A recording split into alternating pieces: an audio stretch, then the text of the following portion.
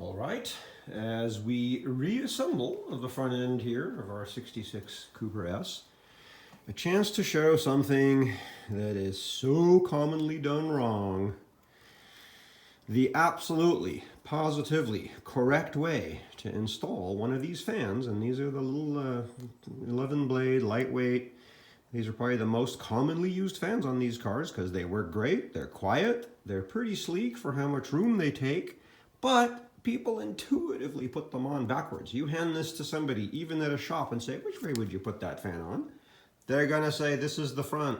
Look at how it's made.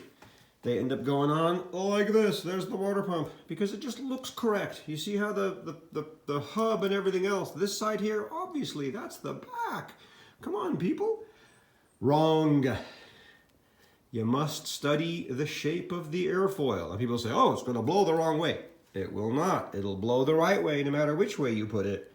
But one direction's gonna blow a lot more effectively. And the correct way, this is the front. This is the radiator side, the side that gets the bolts.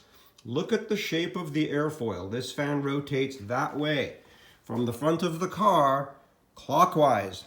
From this side, counterclockwise. Look at the shape of the airfoil. That airplane wing is going to fly much better right side up this way, scoops air and pushes it outward. The other way, sure, it pushes it outward, but the scoops are going the wrong way. You can tell this by raising the hood in an instant. I have one out here that I'm storing for a friend. Let's go have a quick look. Take a look at this fan. Backwards. But back to putting this on. Resist the urge to do what looks right here. It's wrong. That's the front. It's blowing out. Can you think of another car where the radiator fan is rigged to blow air outward? One reason they don't work very well. When you're idling around on a hot day, the engine compartment's hot. Air surrounding the engine and the header is hot.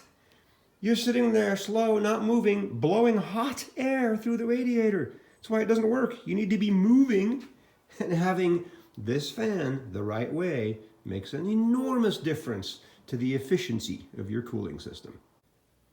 Let's just show it again, very clearly installed with our pulley.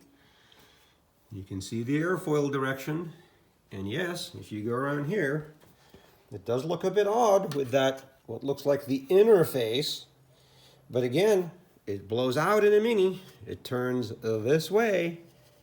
There's our effective airfoil. There's the correct way to install one of these fans.